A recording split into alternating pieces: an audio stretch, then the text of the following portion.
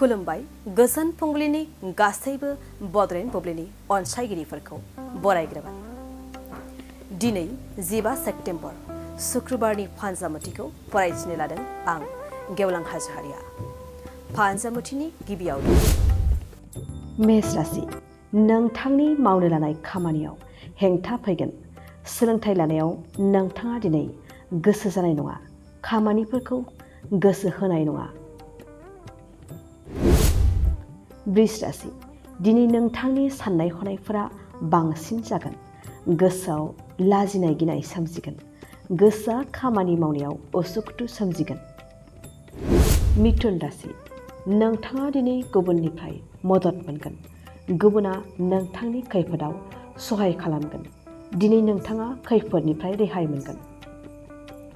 कर्कट राशि, बेफार फालांगियाव नोंथाङा दिनै मुलाम्फा जानाय नङा। दिनै नोंथाङा नखरनि दोहोन सम्पति खहा जागोन। लटारिफोर लायोब्ला नोंथाङा लस जागोन।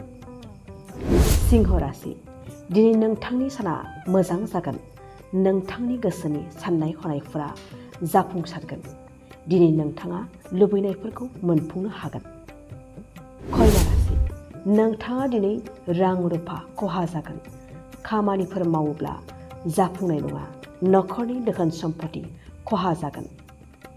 तुला राशि, दिनै नोंथाङा बेफार फालांगियाव लस जागोन। रां रुफा आरजिनो हानाय नङा।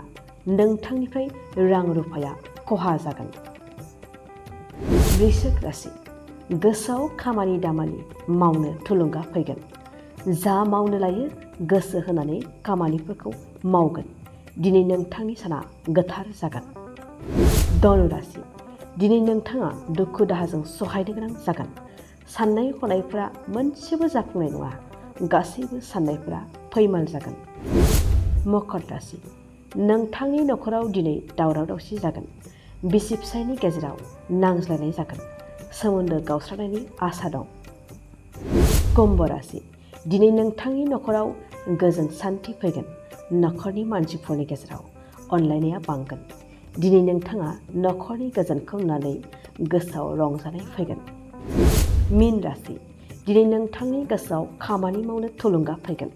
जायखिजाया खामानिखौनो गोसो होनानै खामानिखौ मावगोन। नोंथांनि साननाय हनायफोरा मोजां जागोन। दिनै सानसेनि राशि फरायथिनायाबो एसेनोसै। आसा खालामो नोंथांनि दिनैनि साना मोजाङै मोजां थांगोन।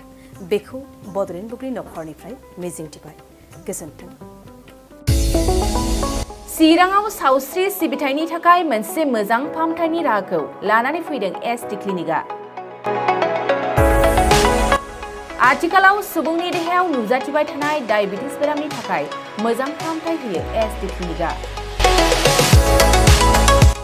चिरां जिल्लानि SBI काजलगाव ब्रान्चनि लांगोनायाव फसंनाय एसटि क्लिनिकआव डायबिटिस बेरामनि अनगायैबो फाहामथाय होबावगोन लिभारनि जेंना आरो माखासे सरासनस्रा बेमारफोर।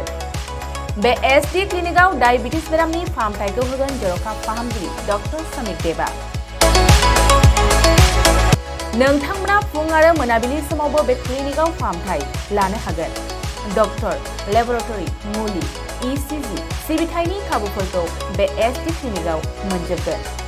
जुदि एसटि क्लिनिकआव रायजो राजाफ्रा गाव गावनि देहायारि जेंनाखौ फाहामथाय लानोबा नैबे मबाइल नम्बर 7002293924 एबा 9954687236 आव थोंजों मुं थिसननो हागोन।